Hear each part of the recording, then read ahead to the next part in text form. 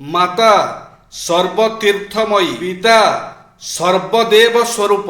এই কথা ভাবি প্রতি সন্তান পিতা মাতাଙ୍କୁ ପୂଜା କରିବା ଉଚିତ। ଯେଉଁ ସନ୍ତାନ ଭକ୍ତିର ସହିତ ପିତା ମାତାଙ୍କୁ ପ୍ରଦକ୍ଷିଣ କରେ ସେ 7 ଦୀପରେ ଯୁକ୍ତ ସମଗ୍ର ପୃଥିବୀକୁ ପରିକ୍ରମା କରିବାର ଫଳ ପାଏ। ପିତା ମାତାଙ୍କୁ ପ୍ରଣାମ କରିବା ସମୟରେ ଏହାର ହାତ, ଆଣ୍ଠୁ, ମସ୍ତକ ଭୂମିକୁ ସ୍ପର୍ଶ କରେ ସେ ଅକ୍ଷୟ ସ୍ୱର୍ଗ ସୁଖ ପାଏ।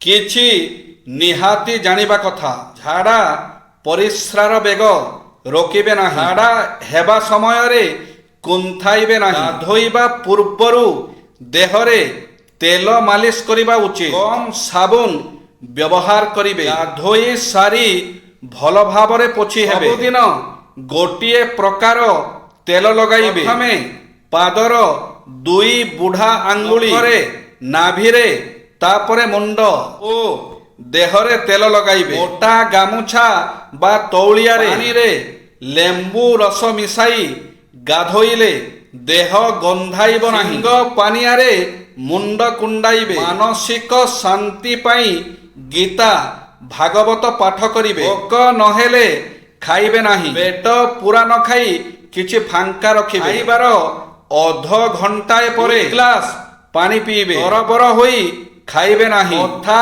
କହିବେନି ବା ଟିଭି ଦେଖୁ ଦେଖୁ ଖାଇବେନି। ଖାଦ୍ୟକୁ ଭଲ ଭାବରେ ଚୋବାଇ ଖାଇବେ। ମୁଗ, ବୁଟ, ମୁଢ଼ି ଆଦି ହାଲୁକା ଖାଦ୍ୟ ଜଳଖିଆରେ ଗ୍ରହଣ କରିବେ।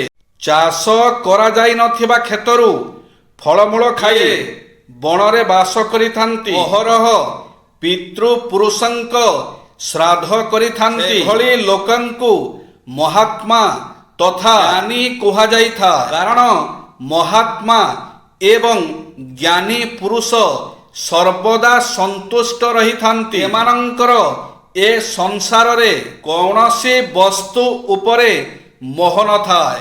ଯେଉଁମାନେ ଜାଣନ୍ତି ନାହିଁ ଯେ ସେମାନଙ୍କର ଲକ୍ଷ୍ୟ କ'ଣ, ସେମାନେ ସାରା ଜୀବନ ଖାଲି ଏପଟ ସେପଟ ହେଉଥାନ୍ତି। ଏମାନେ ସୁଖ ଶାନ୍ତି ପାଇବାର ପ୍ରଶ୍ନ ହିଁ ନାହିଁ।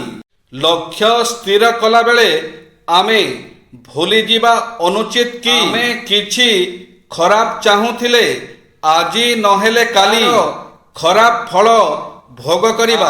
ଜନ୍ମରେ ଏହାର ପରିଣାମ ଦୁଃଖର କାରଣ ହୋଇପାରେ। ଯଦି ଆପଣ ଜୀବନରେ ପ୍ରକୃତ ସୁଖ ପାଇବାକୁ ଚାହୁଁଛନ୍ତି ତେବେ ପ୍ରଥମେ କର୍ତ୍ତବ୍ୟ ପଥ ସ୍ଥିର କରି ପଥରେ ଚାଲନ୍ତୁ।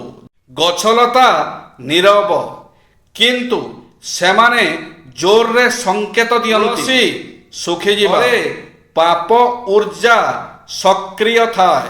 କୌଣସି କାରଣ ବିନା ଯଦି ଗଛଲତା ଶୁଖିଯାଏ, ନକାରାତ୍ମକ ବ୍ୟକ୍ତି ଘରକୁ ବାରମ୍ବାର ଆସୁଛନ୍ତି। ମନି ପ୍ଲାଣ୍ଟ ଦ୍ରୁତ ଗତିରେ ବଢ଼ିବା, ଆର୍ଥିକ ପ୍ରଗତି ଲହରୀ ଆସିବାକୁ ଯାଉଛି।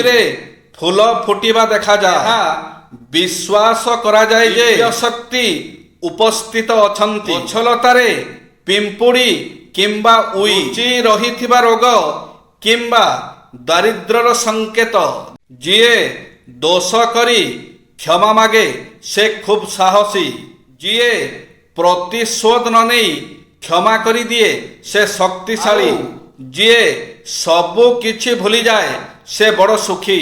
ମୋର ମୋର ବୋଲି କେତେ ତୁ ହଉଛୁ, ଏଠି କିଛି ନୁହେଁ ତୋହର। ଜନ ସମ୍ମାନ କାହା ପାଇଁ ତୁ ସଞ୍ଚୁଛୁ? ନିଶ୍ୱାସ ବି ନୁହେଁ ନିଜର।